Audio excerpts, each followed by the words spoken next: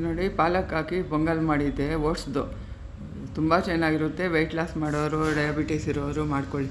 ಬದನೇಕಾಯಿ ಗೊಜ್ಜು ಮಾಡಿದ್ದೆ, ಅದನ್ನೇ ಇದಕ್ಕೆ ಕಾಂಬಿನೇಷನ್ ಮಾಡಿದ್ದೀನಿ. ತುಂಬ ಚೆನ್ನಾಗಿತ್ತು. ಬಾಣಲೆ ಇಟ್ಬಿಟ್ಟು ಎಣ್ಣೆ ಸ್ವಲ್ಪ, ತುಪ್ಪ ಸ್ವಲ್ಪ, ಜೀರಿಗೆ, ಸಾಸಿವೆ, ಕಾಳುಮೆಣಸು, ಮಜ್ಜಿಗೆ ಮೆಣಸಿನ್ಕಾಯಿ ಹಾಕ್ಬಿಟ್ಟು ಫ್ರೈ ಆದಮೇಲೆ ಒಂದೇ ಒಂದು ಇಡೀ ಓಟ್ಸ್ ಹಾಕ್ಕೊಳ್ಳಿ. ರೌಂಡ್ಗೆ ಹಚ್ಚಿದ ಹಸಿಮೆಣಸಿನ್ಕಾಯಿ, ಶುಂಠಿ ಕಟ್ ಮಾಡಿಬಿಟ್ಟು ಹಾಕ್ಕೊಂಡು ಇದನ್ನೆಲ್ಲ ಒಂದು 2 ನಿಮಿಷ ಫ್ರೈ ಮಾಡಿ. ಇದು ನೋಡಿ ಹಸಿ ಪಾಲಕ್ಕೇನೆ ಗ್ರೈಂಡ್ ಮಾಡಿ ಹಾಕ್ತಾಯಿದ್ದೀನಿ. ಅದಕ್ಕೆ ಎಷ್ಟು ಬೇಕೋ ನೀರು ಹಾಕ್ಕೊಂಡು ಮಿಕ್ಸ್ ಮಾಡ್ಕೋಬೇಕು. ನೋಡಿ ಇದು ಚೆನ್ನಾಗಿ ಕುದಿಯೋವಾಗ ಇನ್ನೂ ಸ್ವಲ್ಪ ಎಷ್ಟು ಜಾಸ್ತಿನೇ ನೀರು ಉಡಿಸುತ್ತೆ. ಅದು ನೋಡ್ಕೊಂಡು ಹಾಕ್ಕೊಳ್ಳಿ.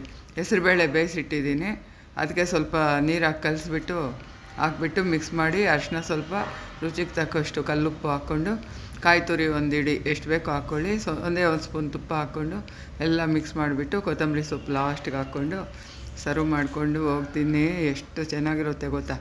ಒಬ್ರಿಗಾದರೆ ಒಂದು ಇಡಿ ಹಾಕ್ಕೊಳ್ಳಿ ಸಾಕು, ಬೇಕಾದಷ್ಟು ಆಗುತ್ತೆ, ಹೊಟ್ಟೆ ತುಂಬುತ್ತೆ.